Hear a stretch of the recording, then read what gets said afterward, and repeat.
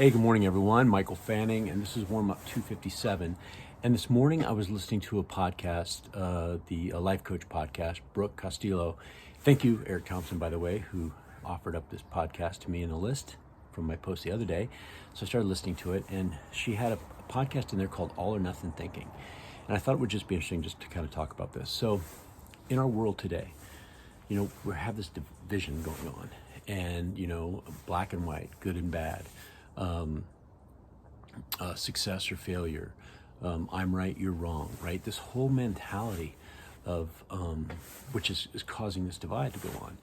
And one of the challenges I find, specifically when I'm doing coaching calls, is that this kind of all or nothing, good and bad, and then creating judgment from it. And I think that in her podcast, she really talked about how all or nothing thinking, or good and bad thinking, or thinking, right? The word or versus and, is detrimental to us in a couple ways. And so I want to kind of talk you through that. So if you think about this, when somebody has a good or bad, right, I'm right, you're wrong mentality, what happens is it starts to create a fixed mindset.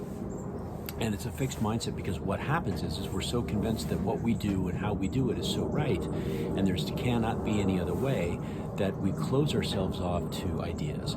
And the ability to hold in your mind the idea and that tension of, well, maybe I'm not right, and maybe this is right, or maybe they both have some type of value, and I'm going to find it in the middle, is called cognitive dissonance.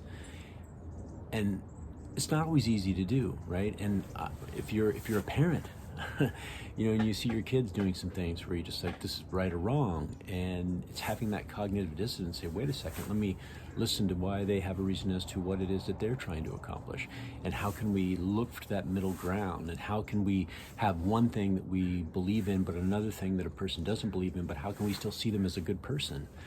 And so I would challenge all of you in what you're doing today is to ask yourself, are you a or individual, or are you an and?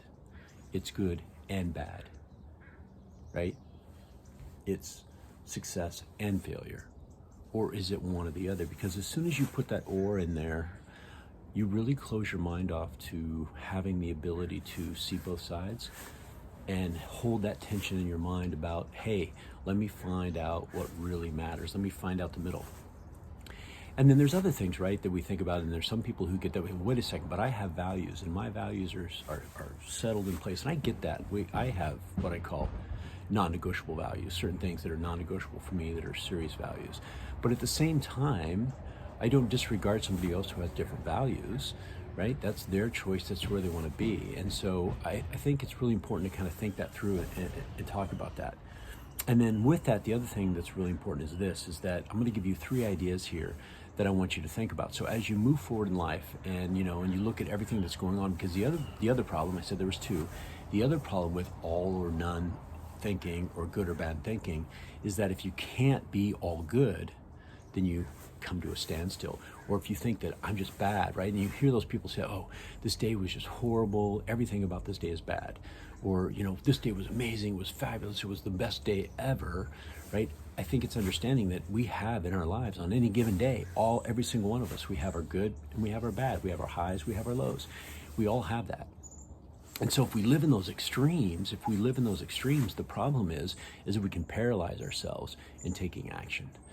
And so one of the things I would say is that when you're in that all or none thinking, and you have this list of all these things that you want to accomplish and all the things you look at, whether it be you want to change the world, and you want to be a great parent, and you want to be a great significant other, and you want to be taking care of yourself, and you want to be going on vacations, but you want to have a successful business, and you want to come up with great ideas, and you want to help other people, but there's some people that you don't want to help, right?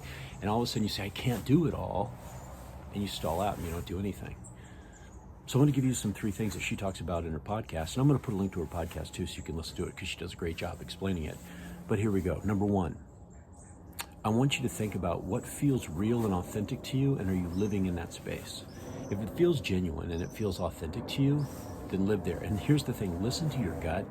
Your gut will tell you what's genuine and what's authentic. If you're doing something and your gut's telling you not to do it, that's giving you a sign that is not genuine and that is not authentic. That is not who you are.